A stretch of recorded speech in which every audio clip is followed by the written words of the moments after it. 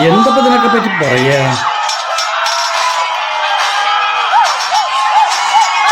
ആ കോണി ഇളകുണ്ട് കേട്ടോ, ആരോ കയറി വരുന്നുണ്ട് അല്ലേ? ആ വരുന്നു.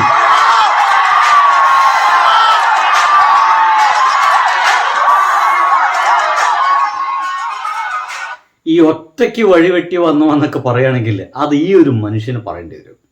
നോക്കൂ, കഴിഞ്ഞ എത്രയോ 19 വർഷമായിട്ട് പാരമ്പര്യമുള്ള മന്ത്രിമാരവിടെ ഉണ്ട് തമിഴ്നാട്ടിൽ.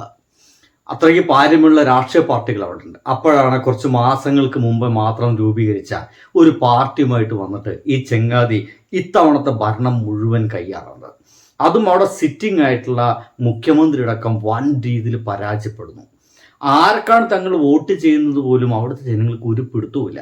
ആകെ അവർ വോട്ട് ചെയ്ത് വിജയിക്കുവാൻ വേണ്ടിയിട്ടാണ്. വിജയുടെ വിസില് കണ്ടു, അത് വോട്ട് ചെയ്തു എന്നല്ല, അതിനപ്പുറത്തേക്കൊന്നും ആ നാട്ടുകാർ ചിന്തിച്ചിട്ടില്ല.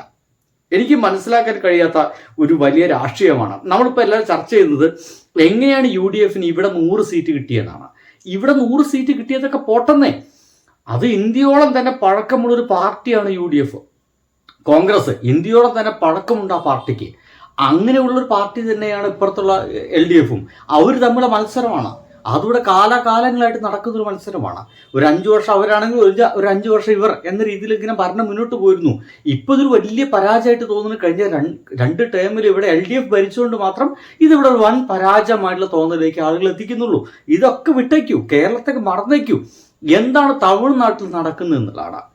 TVK എന്ന് പറഞ്ഞ പാർട്ടിക്ക് നോക്കൂ, അവിടുത്തെ ഈ BJPയുടെ കടന്നു വരവിനെ അവരുടെ ആക്രമണമൊക്കെ ഏറ്റവും ഗംഭീരമായി ചെറുക്കാൻ കഴിഞ്ഞിട്ടുള്ള ഒരു നേതാവായിരുന്നു നമ്മുടെ സ്റ്റാലിൻ എന്ന് പറയുന്നത്. ഇനി ഇദ്ദേഹം വന്നു കഴിഞ്ഞാൽ എന്തുണ്ടാകും എന്നൊക്കെ നമ്മൾ കണ്ടറിയുക തന്നെ വേണ്ടി വരും.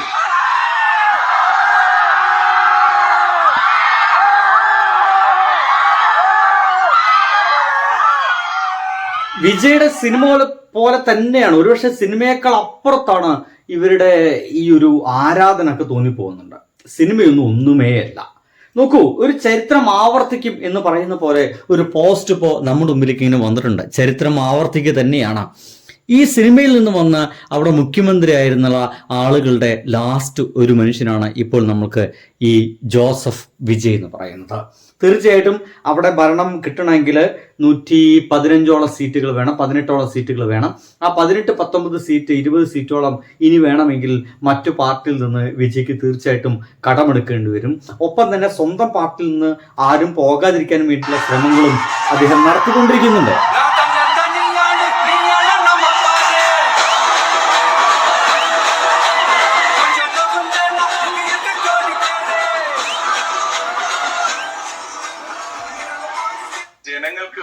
ഇതാണ് അവരുടെ ഒരു ഗംഭീരമായിട്ടുള്ള ഒരു രീതി എന്നൊക്കെ പറയേണ്ടി വരും.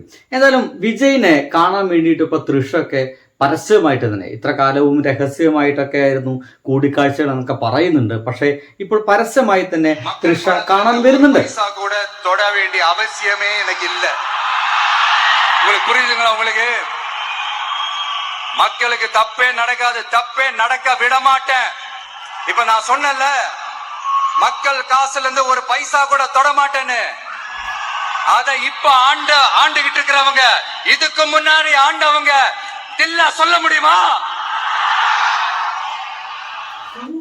ഒരു സംശയമില്ല, അത്യാവശ്യം 10-200 കോടിക്ക് അപ്പുറം സമ്പാദ്യമുള്ള ഒരു മനുഷ്യനാണ് വിജയ് എന്ന് പറയുന്നത്.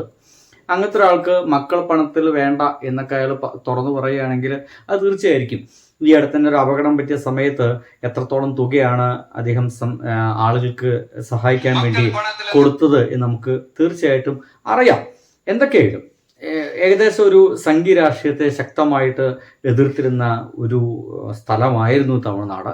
ഇനി 5 വർഷം ഡയലോഗുകൾ കൊണ്ട്, തൻ്റെ കരിസ്മ കൊണ്ട് വോട്ട് വാങ്ങിച്ച ഒരു മനുഷ്യനാണ് വിജയ് എന്ന് പറയുന്നത്. കരിസ്മ തന്നെയാണ്, അതിൻ്റെ അപ്പുറത്തേക്ക് വേറെ ഒന്നുമില്ല.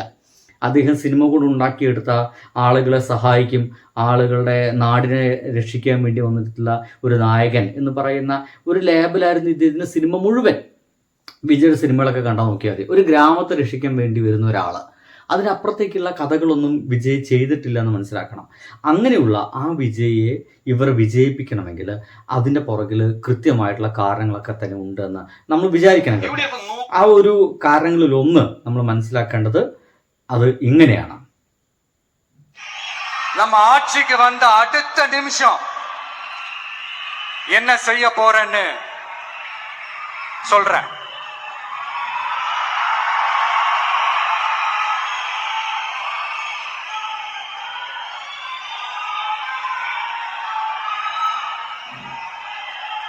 நம்பர் 1, தமிழ்நாட்டில் இருக்கிற எல்லா குடும்பங்களுக்கும் உறுதுணையா இருக்கத்தான் நாம் அரசியலுக்கே வந்தோம். அந்த எண்ணத்தோட வெளிப்பாடு தான் நம்மளோட ஒவ்வொரு குடும்பத்திற்குமான உத்தரவாதம். 200 യൂണിറ്റ് കട്ടണമില്ല മിൻസാരം. ഇദ്ദേഹം പറയുന്ന കാര്യങ്ങളൊക്കെ നടപ്പിലാക്കാൻ സാധിക്കുന്ന രീതിയിലുള്ള സാമ്പത്തിക വളർച്ചയൊക്കെ തമിഴ്നാട്ടിനുണ്ട്, അത് വേറെ കാര്യം. എന്നാൽ ഇവിടെ UDF-കാർ പറഞ്ഞ കാര്യങ്ങളൊക്കെ നടപ്പിലാക്കാൻ മാത്രമുള്ള സാമ്പത്തിക വളർച്ച നമ്മുടെ കേരളത്തിലുണ്ടോ വെച്ച് കഴിഞ്ഞാൽ ഇല്ല എന്ന് പറയേണ്ടി വരും കേട്ടോ. ഫ്രീ ആയിട്ട് ഇവിടെ സ്ത്രീകളൊക്കെ ബസ്സിൽ സഞ്ചരിക്കുന്നു വെച്ച് കഴിഞ്ഞാൽ ഞാനത് വിശ്വസിക്കുന്നേ ഇല്ല, നടക്കാൻ പോണില്ല, ഒരു സംശയമില്ല. പക്ഷേ ഇദ്ദേഹം പറഞ്ഞ കാര്യങ്ങൾ ഒരുപക്ഷെ അവിടെ നടന്നു വരും.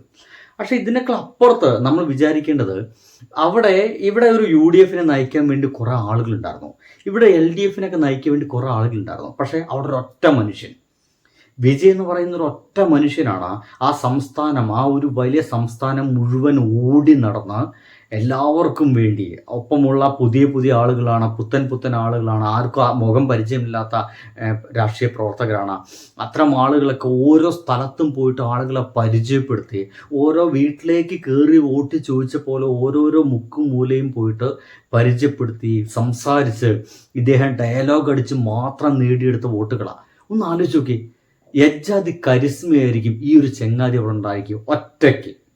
ഇദ്ദേഹം തന്നെയാണ്. ഒരുപക്ഷെ നമ്മുടെ നാട്ടിൽ നീമ്പോളിയൊക്കെ പറയും ഒറ്റയ്ക്ക് വഴിവെട്ടി വന്നവനാണെന്നൊക്കെ പറയും സിനിമയിൽ.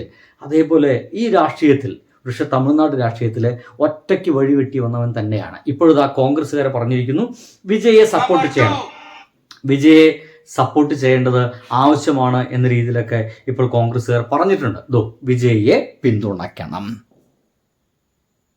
വിജയെ പിന്തുണയ്ക്കണം.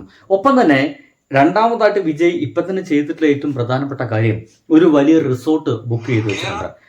ആ റിസോർട്ടിൽ അദ്ദേഹത്തിന് കിട്ടാവുന്ന എല്ലാ ജയിച്ച ആളുകളെയും കൊണ്ടുപോയിട്ട് പാർപ്പിച്ചിരിക്കുകയാണ്. ദാറ്റ് മീൻസ് ചാടി പോവാതിരിക്കാൻ. ബൈ.